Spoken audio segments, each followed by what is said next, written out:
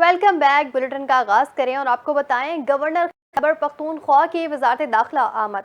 Governor KP और वजीर दाखिला की अहम मुलाकात हुई। मुलाकात में सूबे की मजमूई सूरत हाल पर बातचीत की गई। सूबे में अमन के हवाले से अहम मामला जेर गौर लाए गए। करम के अफसोसनाक वाकयात पर भी तबादला ख्याल किया गया।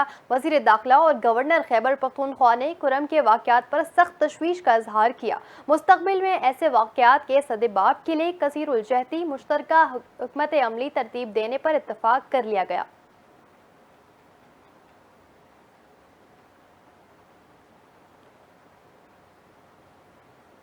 सूबाई वजीर नासिर हुसैन शाह की सदर आसिफ अली जरदारी से मुलाकात।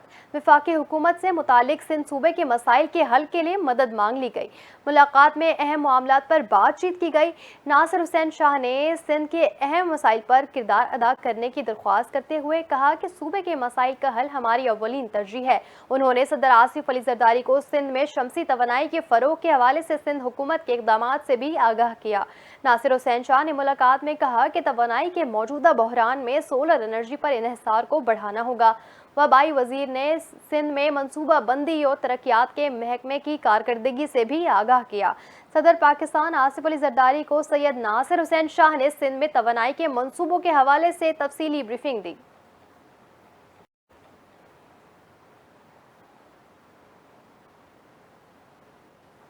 सूबाई डिजास्टर मैनेजमेंट अथॉरिटी पंजाब ने दरियाए सिंध से मुल्हका अजला में फ्लड वार्निंग जारी कर दी है। PDMA ने कमिश्नर सरगोदा, डेरा खान और कमिश्नर भावलपुर को अलर्ट जारी कर दिया, जबकि DC मियांवाली, भक्कर, मुजफ्फरगढ़, राजनपुर और रहीम यार खान को भी अलर्ट जारी कर दिया गया। तर्जुमान PDMA के मुताबिक दरियाए सिंध में सैलाबी सूरत हाल चंद रोज बरकरार रहने का खदशा है। तरबेरा और कालाबाग के मुकाम पर निचले दर्जे का सैलाब है, जबकि चश्मा और तोसा के मुकाम पर दरमियाने दर्जे की सैलाबी सूरत हाल है।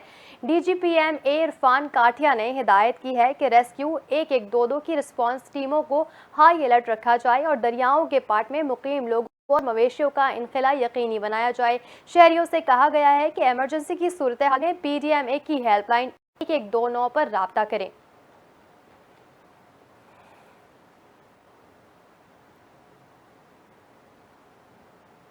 पाकिस्तान की सलामती पर अपनी जान की कुर्बानी अदा करने वाले धरती के सपूत और दूसरा निशाने हैदर अपने नाम कराने वाले मेजर तुफैल मोहम्मद शहीद निशाने हैदर का आज 66वां यौम शहादत निहायत अकीदत और एहतराम के साथ मनाया जा रहा है।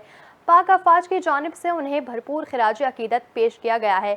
मेजर मोहम्मद तुफैल शहीद निशाने हैदर को फातेह लक्ष्मीपुर के तौर पर जाना जाता है। ISPR के मुताबिक अफवाज Pakistan chairman joint chief of staff committee ने मेजर तुफैल मोहम्मद शहीद निशान हैदर को खिराज अकीदत पेश किया। इसके अलावा तीनों मुसल्ह अफवाज के सरबराहों ने भी निशाने हैदर मेजर तुफैल मोहम्मद शहीद को खिराज अकीदत पेश किया। ISPR के मुताबिक मेजर तुफैल मोहम्मद शहीद निशाने हैदर पाने वाले दूसरे शख्सियत हैं। मेजर मोहम्मद शहीद ने 1958 में मशरकी पाकिस्तान के लक्ष्मीपुर सेक्टर पर इंतहाई बहादुरी से लड़ते हुए जामे शहादत नोश किया। ISPR का कहना था कि मेजर तुफैल मोहम्मद शहीद ने फ़र्ज की अदायगी के दौरान इंतहाई जुर्रत और बहादुरी और गैर मुतज़लज़िल अज़म का मुज़ाहिरा करते हुए मिसाल कायम की। मेजर तुफैल मोहम्मद शहीद निशाने हैदर का यौम शहादत अफवाज पाकिस्तान की बेलौस खिदमात और गैर मामूली कुर्बानियों की याद दिलाता है। अफवाज पाकिस्तान मुल्क की खुद मुख्तारी और इलाकाई सलामती के तहफ़्फ़ुज़ के लिए अजीम कुर्बानी देने वाली धरती के बहादुर सपूतों को हमेशा इज्जत और एहतराम की निगाह से देखती रहेंगी।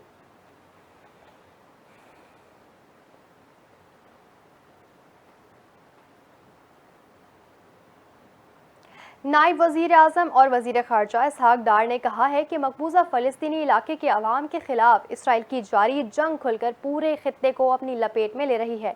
तेहरान में हमास के रहनुमा इस्माइल हनिये के अलमनाक कत्ल ने कशीदगी को बढ़ा दिया है। इस घिनौने फ़ेल की मज़म्मत के लिए अल्फाज काफ़ी नहीं। इन ख़यालात का इजहार उन्होंने बुध को जद्दा में OIC की एग्जीक्यूटिव कमेटी के गैर मामूली इजलास से खिताब करते हुए किया। उन्होंने कहा, अगर इसराइली क़यादत फ़ोर्स और मुस्तकिल जंग बंदी के قانونی طور پر پابند مطالبے کو ناکام بناتی ہے تو آئی سی سی کے جواب میں بشمول تجارت اور تیل پر پابندیاں عائد کرنے سمیت متعدد اجتماعی اقدامات کرے گی۔ انہوں نے کہا کہ کوئی غلطی نہ کریں، اگر آج یہ ایران ہے تو کل یہ ایک اور اوائسی ملک ہو سکتا ہے جو اسی طرح کی بین الاقوامی دہشت گردی یا اپنی خود مختاری اور علاقائی سالمیت کی خلاف ورزی کا سامنا کر سکتا ہے۔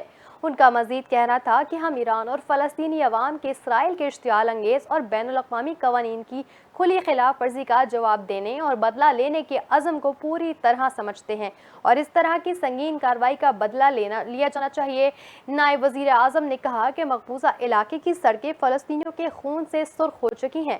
اسرائیل اپنے مذموم ایجنڈے اور اپنی قاتلانہ مہم کو روکے بغیر جاری رکھے ہوئے ہے۔ بھوک کو غزہ میں جنگ کے ایک ہتھیار کے طور پر استعمال کرتے ہوئے اسرائیل انسانیت اور بین الاقوامی قوانین کا مذاق اڑا رہا ہے۔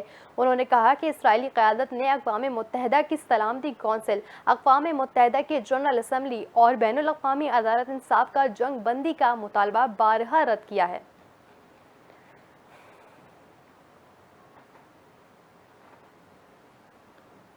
محکمہ موسمیات کے حوالے سے خبر شامل کریں۔ محکمہ موسمیات نے ملک کے مختلف شہروں میں بارش کی پیشگوئی کر دی۔ محکمہ موسمیات کے مطابق بدھ کو اسلام آباد کے مختلف علاقوں میں بارش سے حبس میں کمی ہوئی، جبکہ راولپنڈی میں بارش کے باوجود حبس برقرار رہا۔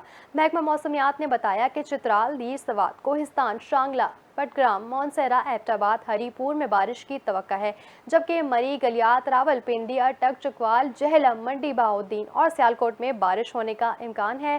لاہور، شیخوپورہ، اکاڑہ، قصور، خوشاب، فیصل آباد، سرگودا، بکر اور ڈیرہ غازی خان میں بھی بارش کا امکان ہے، جبکہ خضدار، لسبیلا، اوران، روپ، قلعہ سیف اللہ، لور الائی، قلات اور بارکھان میں بارش ہو سکتی ہے۔ سندھ کے بیشتر اضلاع میں مطلع جزوی اور ابرآلود حبس رہے گا۔ سندھ کے ساحلی علاقوں میں مطلع ابرآلود رہنے کے علاوہ ہلکی بارش ہو سکتی ہے۔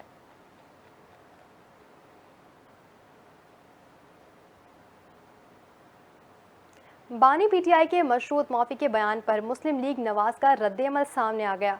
سینیٹر انفار صدیقی کا کہنا ہے بانی پی ٹی آئی کا مشروط معافی مانگنے کا بیان سمجھ سے بالاتر ہے۔ 9 مئی کو 250 جگہ پر ایک ہی وقت میں حملوں کا واضح مطلب یہ ہے کہ کہیں سازش ضرور تیار ہوئی۔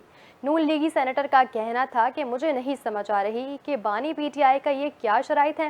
عرفان صدیقی کا کہنا تھا کہ کبھی آپ کہتے ہیں فالس فلیگ آپریشن تھا جو فوج نے کیا، اس پلان کے قریب بھی نظر آنے والے کئی فوجی افسران کو سزا ہو چکی ہے۔ انہوں نے کہا کہ بانی پی ٹی آئی جیل میں رہنے کے بعد مایوسی کا شکار ہیں۔ ان کا کہنا تھا کہ جہاں بات ہو سکتی ہے وہ سارے دروازے بانی پی ٹی آئی نے بند کر دیے ہیں اور جہاں بات نہیں ہو سکتی بانی پی ٹی آئی مسلسل وہاں سر ٹکرا رہے ہیں۔ انہوں نے مزید کہا کہ بانی پی ٹی آئی کو چاہیے کہ وہ سیاستدانوں سے بات کریں۔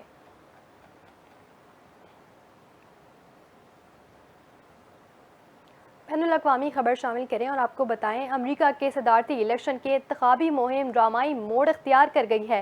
عام تاثر تھا کہ ریپبلکن صدارتی امیدوار ڈونلڈ ٹرمپ اور ڈیموکریٹک حریف کاملا ہیرس کو بآسانی شکست دے دیں گے۔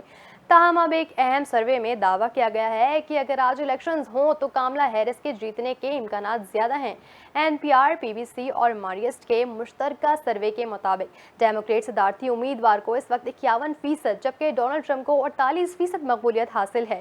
جو بائیڈن کے دور سے دستبردار ہونے کے بعد کاملا ہیرس نے جب بطور ڈیموکریٹ امیدوار ان کی جگہ لی تھی تو اس وقت کاملا ہیرس کی مقبولیت موجودہ 51% سے 4 پوائنٹس نیچے تھی۔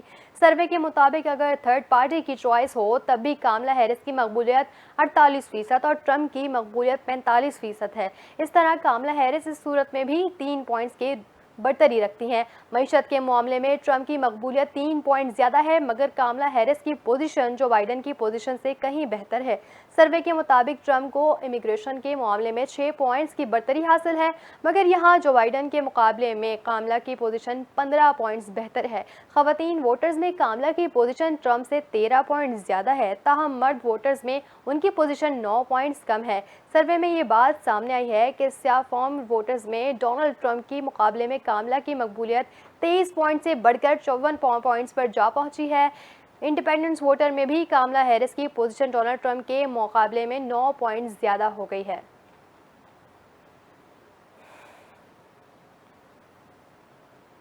تاریخ وہی 8 اگست، بس سال بدل گیا، خواہش وہی اولمپک میڈل، بس امید کا سہارا بدل گیا۔ پاکستان کو اولمپکس میں آخری میڈل جیتے آج پورے 32 برس بیت گئے۔ آج سے 32 سال قبل 8 اگست 1952 کو پاکستان نے آخری مرتبہ اولمپکس میڈل پوڈیم پر قدم رکھا تھا، جب قومی ہاکی ٹیم کے بارسلونا اولمپکس میں نیدرلینڈ کو 3 کے مقابلے میں 4 گول سے شکست دے کر کانسی کا تمغہ جیتا تھا۔ اس موقع پر میچ میں نیدرلینڈ کو 2-0 کی برتری حاصل تھی، لیکن دوسرے ہاف میں پاکستان نے کھیل کا پانسا پلٹا تھا۔ پہلے شہباز احمد نے گول داغا، پھر خالد بشیر نے 2 گول کیے اور اس کے بعد قمر ابراہیم نے پاکستان کا چوتھا گول سکور کیا۔ پاکستان میچ 4-3 سے جیتا اور اولمپکس میں برونز میڈل حاصل کیا۔ یہ پاکستان کا اب تک کا آخر اولمپک میڈل تھا۔ اس سنہرے دن کو آج پورے 32 سال بیت چکے۔ آج ٹھیک 32 سال بعد پاکستان کو پھر سے امید ہو چلی ہے۔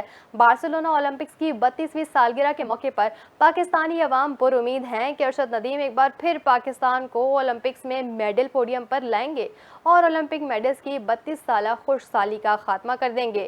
پیرس اولمپکس میں جاولن تھرو کا فائنل آج ہوگا، جس میں پاکستان کی ارشد ندیم سمیت 12 ایتھلیٹس ایڈیشن میں ہوں گے۔ آج پورا پاکستان ہم آواز ہے۔ Good luck Arshad Nadeem, all the best.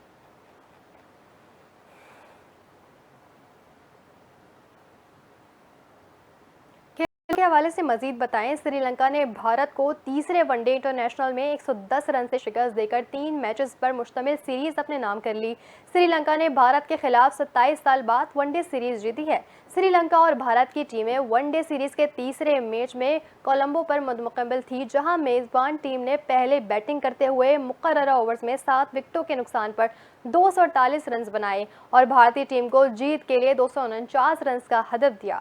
Sri Lanka کی جانب سے اشکا فیڈر شاندار بیٹنگ کرتے ہوئے 94 رنز کی اننگ کھیلی، جبکہ بھارت کی طرف سے ریان نے 3 کھلاڑیوں کو آؤٹ کیا۔ ہدف کے تعاقب میں بھارت کی مکمل ٹیم 26.1 اوورز میں 148 رنز پر ڈھیر ہو گئی اور 110 رنز کے مارجن سے شکست کا سامنا کرنا پڑا۔ بھارت کی جانب سے کپتان روہت شرما 35 اور واشنگٹن سندر 30 رنز کے ساتھ نمایاں بیٹر رہے۔ سری لنکا کی جانب سے دنیت ویگلا نے 5 وکٹیں حاصل کیں۔